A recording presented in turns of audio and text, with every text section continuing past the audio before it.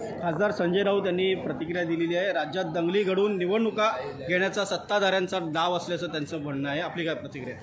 राज्यामध्ये एकही दंगल घडलेली नाही आणि ती घडवण्याचं जर संजय राऊतांचं प्लॅनिंग असेल तर त्याच्याबद्दल मला काही माहिती नाही। सर्व लोकांना एकत्र घेऊन जाणारं हे शासन आहे आणि त्याच्याचबरोबर कालसुद्धा मी मुलाखत दिलेली आहे की धर्माच्या नावाखाली कोण जर CRZचं उल्लंघन करत असेल तर ते CRZचं उल्लंघन खपवून घेतलं जाणार नाही।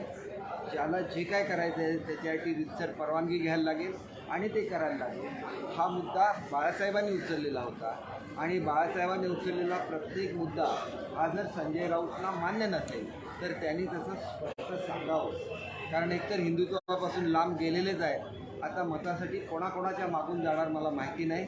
आपण बघितलं आहे की काँग्रेससारखा एक राष्ट्रीय पक्ष कशामुळे त्याची हानी झाली तर एका विशिष्ट समाजाची आपल्याला मतं पाहिजे, त्याच्यासाठी त्या समाजाला खुश करण्यासाठी जे जे काही त्यांनी केलं त्याचा परिणाम असा झाला की समाज तर बरोबर राहिलेच नाही, परंतु काँग्रेससारखा राष्ट्रव्यापी पक्ष हा अनेक ठिकाणी पराभूत झाला आणि पुढच्या काळामध्ये तो राष्ट्रव्यापी राहील की नाही अशी सुद्धा परिस्थिती निर्माण झाली।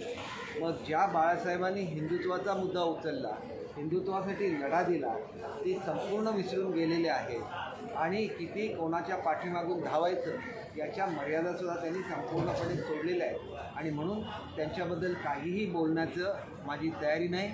मला एवढंच सांगायचं आहे की आम्ही बाळासाहेबांच्या विचाराबरोबर आहोत म्हणून आम्ही शिवसैनिक आहोत। जे शिवसैनिक मागे राहिलेले आहेत त्यांना मी सांगतो की आजचं संजय राऊतांचं तुम्ही स्टेटमेंट वाचा आणि अशाच पद्धतीने जर शिवसेनेची वाटचाल होणार असेल तर हे स्फुल्लिंग का निर्माण केलं बाळासाहेबांनी जनतेच्या मनामध्ये याचासुद्धा विचार झाला पाहिजे। आणि मतासाठी काही करायचं ते आयुष्यामध्ये कधीही बाळासाहेबांनी केलं नाही, आम्हीसुद्धा करणार नाही। आणि मी आपल्याला सांगू इच्छितो की महाराष्ट्रामध्ये पूर्णपणे शांतता आहे, ही शांतता अबाधित राहील असंच काम आमच्या सरकारकडून घडेल। दुसरे ठामपणे बोलते की दंगली एकाच वेळेस 2 टेंडर निघालेले आहेत कसं बघताय असं? नाही, काही वेळेला तांत्रिक चुका होत असतात आणि त्याच्यामुळे मला वाटतं की याच्याकडे या दृष्टीने बघता कामा नये। जर चूक झालेली असेल तर आपण कॉरोगंडम काढून ती चूक दुरुस्त करू शकतो, तशी प्रोव्हिजन नेहमीच सिस्टीममध्ये असते आणि त्यांनी कॉरोगंडम काढावा आणि त्या संदर्भातली ती चूक दुरुस्त करावी एवढंच मी सांगू शकतो। पण ज्या वस्तू आहेत, खेळणी आहेत, ज्या बाजार मूल्यामध्ये 400-500 रुपयाच्या आहेत त्या 1000 रुपयापर्यंत घेतल्याचं असं देखील आहेत आणि ज्या कंपन्यांकडून मागवलं होतं त्या देखील फर्जी कंपन्यात असं देखील कळतं। नाही, हे कसं आहे की या संदर्भात त्या डिपार्टमेंटचे जे मंत्री आहेत ते उत्तर देऊ शकतात, परंतु मला जोपर्यंत माहिती आहे त्याप्रमाणे प्रत्येक गोष्टीचं टेंडर काढायला लागेल आणि टेंडर काढल्यानंतर जो लोएस्ट असतो त्यालाच ते टेंडर द्यायला लागतं आणि त्याच्या संदर्भात त्याचं स्पेसिफिकेशन काय असावं त्याच्यासाठी तज्ज्ञांकडून हे स्पेसिफिकेशन मागवले जातात। समजा IT चं असेल तर IT डिपार्टमेंटकडून हे स्पेसिफिकेशन मागवले जातात। आपण म्हणता त्याप्रमाणे जी शैक्षणिक खेळणी असतील तर त्याच्या संदर्भात सुद्धा जी एक्सपर्ट इन्स्टिट्यूट असेल त्यांच्याकडून स्पेसिफिकेशन मागवले जातात आणि त्या स्पेसिफिकेशनप्रमाणे ती खेळणी नसतील तर मग निश्चितपणे त्याच्यावर ॲक्शन घेता येईल। परंतु जर स्पेसिफिकेशनप्रमाणे ती खेळणी असतील किंवा आपण म्हणतात त्याप्रमाणे कमी रेटला उपलब्ध असतील तर ते जे व्हेंडर असतील त्यांना सांगितलं पाहिजे की तुम्ही शासनाचं जाऊन टेंडर भरा आणि त्या किमतीला ती खेळणी अवेलेबल करून द्या। शासन नेहमी त्याचं स्वागतच करेल। सर, संजय राऊतांचं जे वक्तव्य आहे ते ठामपणे म्हणतायत की कुठेतरी पडद्यामागं हे सगळं घडतंय आणि दंगली जे आहेत ते होणार आहेत, कारण निवडणुका होण्याआधी यांना हे सगळं करायचं आहे सत्ताधाऱ्यांना, असं ठामपणे ते म्हणतात। अहो, हे संजय राऊत कोण आहे तुम्ही विचार करा ना। जे मुद्दे पाडण्याची भाषा करत होते, जे दंगली पेटवण्याची भाषा करत होते त्यांचंच नावच संजय राऊत असतं, म्हणून तुम्ही त्यांचं एवढ्या सिरियसली का घेता? आज भारतामध्ये कोणी त्यांना सिरियसली घेत नाही। पूर्वीच्या काळामध्ये एक काळ असा होता की सामना वृत्तपत्र होतं शिवसेनेचं आणि शिवसेना काय सांगते हे सामनाद्वारे लोकांना कळत होतं। आज त्या सामनाची जी एक कीर्ती होती किंवा त्याच्यावर डिपेंडेबिलिटी होती ही संजय राऊतांच्यामुळे कमी झालेली आहे। ते बोलतात त्यांनी आपल्या भाषणाला मर्यादा घातल्या पाहिजे। शेवटी दंगली की भाषा बोलणं हे सुद्धा चुकीचं होतं की ज्याच्यामुळे दंगली भडकवू शकतात आणि त्याच्यामुळे कदाचित त्यांना दंगली भडकवायच्या असतील म्हणून ते जर विधान करत असतील तर शासनाने याची चौकशी केली पाहिजे आणि त्यांच्यावर योग्य ती कारवाई केली पाहिजे असं मला मुंबईच्या मराठी मुंबईच्या बेस्ट बसवरती कर्नाटक सरकारची जाहिरात आहे। याच्यावरती जितेंद्र आव्हाडांनी प्रश्नचिन्ह उपस्थित केलं की जर तुम्हाला कर्नाटक सरकारची जाहिरात करायची आहे तर त्यांनी प्रीपच आयोजित करावी असं देखील त्यांनी म्हटलं. लवकरात लवकर जाहिराती काढा, अन्यथा आम्ही बस पेटवू आणि बस फोडू असं त्यांनी बघा, हा मुद्दा मला तपासून बघायला लागेल. शेवटी BSTC हे कमर्शियल डिपार्टमेंट असतं आणि ज्याला जाहिराती द्यायच्या आहेत, UP गव्हर्नमेंटच्या जाहिराती येतात आमच्या पेपरमध्ये, कर्नाटक गव्हर्नमेंटच्या अनेक जाहिराती मी पेपरमध्ये वाचलेल्या आहेत. कुठल्याही मुद्द्याला कुठेही नेऊन टेकवायचं याला काही अर्थ नाही. मग त्या जाहिरातीला आपण का ऑब्जेक्शन घेतलं नाही? बेंगलोरला ज्यावेळेला इन्व्हेस्टमेंट समिट झाली त्यावेळेला 1-1 पेजची जाहिरात सगळ्या वृत्तपत्रांमध्ये आलेली आहे. शेवटी भारत हा एक देश आहे, तिथं कोणी जाऊन कुठे जाहिरात करावी हे प्रत्येकाला त्याची मुभा आहे. कर्नाटक हा आमचा शत्रू नाही. आमचा मुद्दा बेळगावपुरता मर्यादित आहे आणि बेळगावसाठी 3 सदस्यांची, महाराष्ट्राचे 3 सदस्य आणि कर्नाटकाचे 3 सदस्य अशी 6 मंत्र्यांची समिती स्थापन झालेली आहे. आणि ह्या 6 मंत्र्यांची समिती झाल्यानंतर त्याचं पहिलं कार्य काय असेल की तिथल्या लोकांना न्याय मिळावा, त्यांच्यावर अन्याय होता कामा नये. तुम्ही एवढी वर्ष सत्तेवर होता, तुम्ही का कमिटी करू शकला नाही? ही डायलॉगची प्रोसेस तुम्ही का सुरू करू शकला नाही? शेवटी भांडत बसणं आणि त्याच्यामध्ये सीमावासियांचं बळी पडणं, याच्या पलीकडे तुम्हाला प्रत्येक गोष्टीत राजकारण करायचं आहे. आम्हाला राजकारण करायचं नाही, आम्हाला प्रश्न सोडवायचे आहेत. म्हणून एवढ्या मोठ्या प्रमाणात आम्ही निधी दिला, त्याच्यावर त्यांनी स्टे का आणला हे आम्ही मंत्रिमंडळाच्या परिषदेमध्ये विचारू ना. तुम्ही आमच्याकडच्या संस्थांना ग्रँट देता, त्याला महाराष्ट्र कधी ऑब्जेक्शन घेत नाही. मग तुम्ही आमच्या बाबतीत का ऑब्जेक्शन घेता?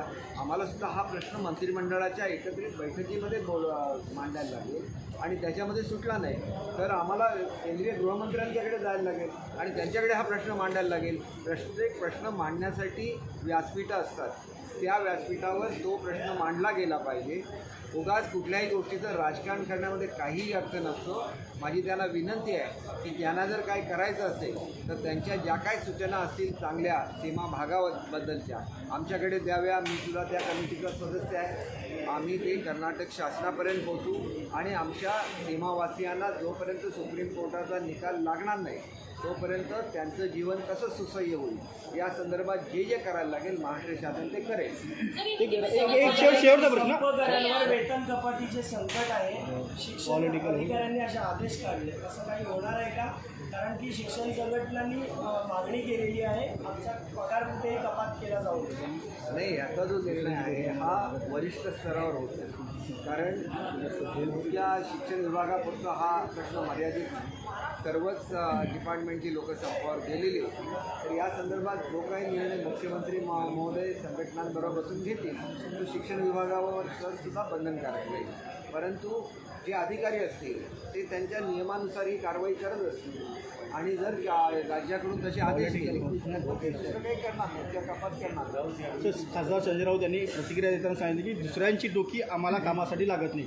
राज ठाकरे यांचं त्यांनी नाव घेतलं नाही, मात्र निर्देश त्यांच्याकडे. एक गोष्ट अशी आहे की त्यांचं बाबतीत जे काय बोलायचं राज ठाकरे साहेब बोलतात आणि संजय राऊतजींनी जर काय बोललेलं असेल तर राजसाहेब एवढे सक्षम आहेत की त्यांच्या प्रश्नाची ते उत्तरसुद्धा देऊ शकणार नाही.